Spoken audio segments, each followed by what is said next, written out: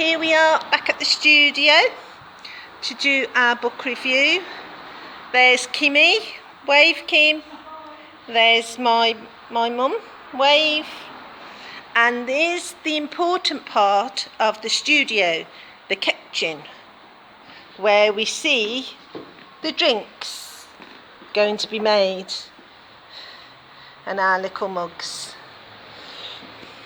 And I'll show you what was really behind those curtains that Kim couldn't. I'm doing a little video like we always do. This isn't ours, we can't use it yet, but it's awesome. Look, everybody. And there's Rich. Johnny Depp look-alike, apparently. Hi, Johnny. Not today. Not far off, though. So there's this lovely gentleman who got us some biscuits the other week. And this is an awesome set. One day we will use it. So there we are. We're going to have a great one review today. So fingers up, fans. Hi everybody. Welcome to Books, Tea and Biscuits. As promised, this is our third video in regards to 2 more reviews that we're going to do for books that we've read. I'm Kim. Joanne, or Jo. And today we're going to review Cloud 10 by Tony Bianchi, which is this book here. And then, after that, we're going to review... You, not you, or you. by Caroline Kepnes. So, first off, Cloud 10 by Tony.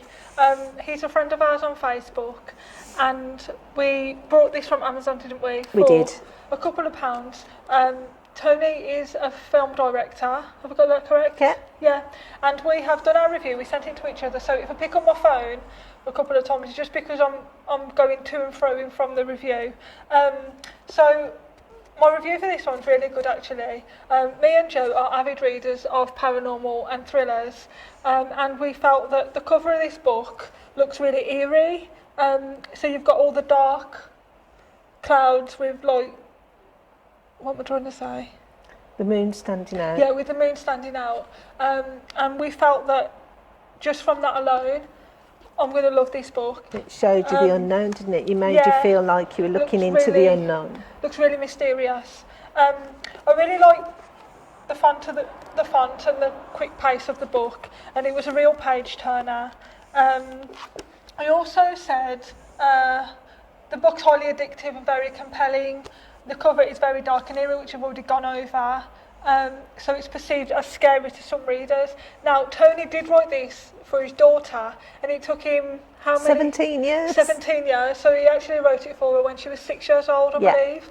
And then he didn't finish it because he said he couldn't find an ending. It took him 17 years to write the ending. So this book is actually aimed at children. However, I don't think this is suitable for children. No. Not that it's really dark in respect of, there's... it's going to mess with their mind mentally, and stuff like that. But what happens in it, the plot itself, I don't feel is suitable to children. No, I think 16 plus. Yeah. Let's pause for 1 second. The one thing I did feel that I think this book should get more hype than what it's got. Yeah. I feel that it should be mainstream in regards to it is a really good book. And how long did it take us to read this? A week? Because we was reading chapters and then going, oh my God, what did you think of this? And we was going to and fro for hours. And then the next day we was reading more chapters. And we'd give ourselves a challenge to read, 5 chapters a day. Because obviously this was during lockdown, so I had a lot to do. I was doing my diamond painting, my reading. I think I had 3 books on the go at once, so we was going to and fro from each. Anyway, I've digressed. This should be mainstream, it should get more hype. Sorry, I need to refer to my phone again because it's such a long review that I can't remember what I've wrote. So yeah, obviously we were told by the author that he began writing this for his 6-year-old daughter, and I've said that I don't feel that this is aimed at children. I think really he did that because the initial protagonist, the young girl named Janie, is 12 years old. So I think that's why he sort of, and plus he was writing it for his daughter, but as the book develops, you find that there's a lot in there that I don't think children would really understand that much. And it's so exciting, the adventure that they have, Jamie and her friend Liz, and they come in contact with adults, but they're like running the show, aren't they? Yeah. So, the story centres around a 12-year-old girl and her best friend, and the 12-year-old girl, Janie Zuki, like Judy Zook, it's Zook, Janie Zook.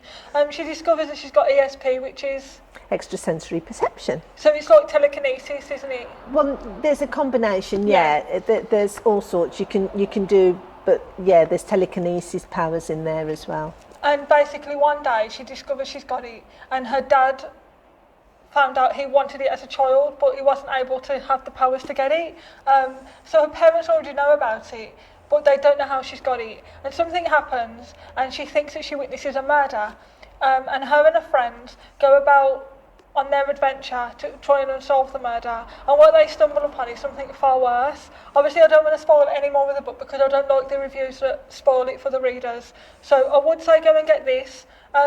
The thing I didn't like about this was that there was a bit of information that I feel could have been developed more on in regards to the parents, and how this book is called a murder mystery, but there isn't actually a murder that's happened. That you know of. That we know of. But when we put this across to Tony, he explained why it was like that, so we understand now.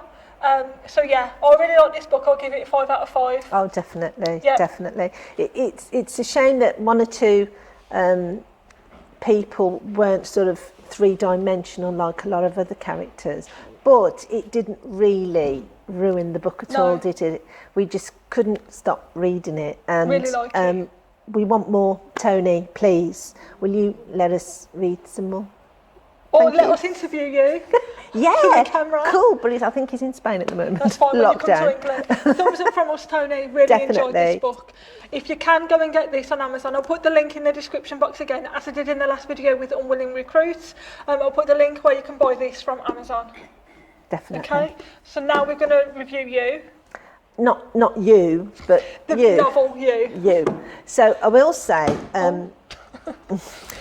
brilliant cover to this book, and the book itself. It's another one that you start reading and you just want to start carrying on, don't you? You think, I'm just going to read a chapter. I'll read a chapter and then I'll go and do this, and before you know it, you've read 5 chapters. Basically, the protagonist is a criminal. Now, you get that almost straight away because of the way his behaviour is. He's in a bookshop, and every time a pretty girl or somebody sort of looks at him and smiles or even answers him politely, he's got it in his head that there's more to their relationship. You get that at the start, so I'm not actually giving anything away here. It's very unusual and very, very clever, I think, of the authoress to put you in the mind of a criminal. Yeah. Because straight away you start to understand his weird psyche, and there's all sorts going on. He meets somebody who's very like-minded. I mean, she's definitely weird, with a capital W.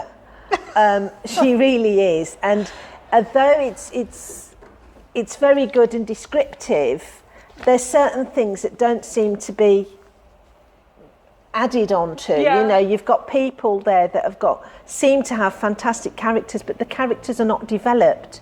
You get like a 2-dimensional feel, like this girl who he's going with. She's using him, obviously, but there's a lot in it which I don't want to give away. You go on and you think, oh, there's going to be more in this book. They're going to develop more, and when the ending comes, you'll have, you know, because there's murders going on right, left and centre, and there doesn't seem to be any police investigation. There's police involved in the story, but not in the way you'd expect. They touch on the murders, it's mentioned, but no investigation, and there's more murders done, but there's no investigation. He's got quite an attitude. I mean, people would recognise him straight away because of his strange behaviour. he's stalking the one girl. He all sorts. She's just as mental, but you think whatever's happening here, it'll all come out at the end, because as you're reading this book, you're really, really on the edge of your seat. Yeah. You're thinking, is it this page? Is it this page that's going to come out? Is it this page that's going to tell you what's happening? Is it this page? So where the story really centres on the, you've got it, bang, straight away, you're really intrigued and interested. The end, sadly, is a damp squib, which upset me. Yeah, I know. Because I was so looking forward to finding out the end that, he's caught or he's going elsewhere.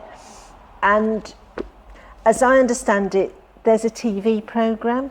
Yeah, nothing like the book though. Nothing like the book, guys. So please, if those of you who are watching the telly programme, I've not ruined it for you. In fact, as I understand it, the programme's more exciting, is it? I think so, yeah. But touching on a couple of things that Jo said, our review that we wrote and sent to each other, obviously mine's a bit different to Jo's. There's a couple of paragraphs I want to point out where I felt her character really came out. I've put, the book is violent, manipulative, abhorrent and quite frankly not for everyone. However, if you're very much like myself and Jo and are caught up on the suspense, thrillers and sex of this book and usually aren't bothered by subjects that usually bothers others, then this is your next read. Throughout the book, Jo is talking to Beck in second person, which gives it the stalker element. So already there, that is really creepy. However, I've put the aspect that I find weird is the way that he appears normal to the outside world and the world that surrounds him that doesn't involve Beck. But then she comes along and you find out that she's just as weird as he is in the fact that she's really self-righteous and everything has to be about her. And she's like, I feel that she's putting on a show in regards to, she's a little brat. Yeah, which shows through the book because of the way she behaves and how she is with him. She'll say one thing and then he'll find out something else because obviously he's stalking her. She finds out about this, doesn't she? And she's not a happy bunny. It's obvious that he's going to commit murder. I'm not going to say whether he does, but in his mind, he's planning things.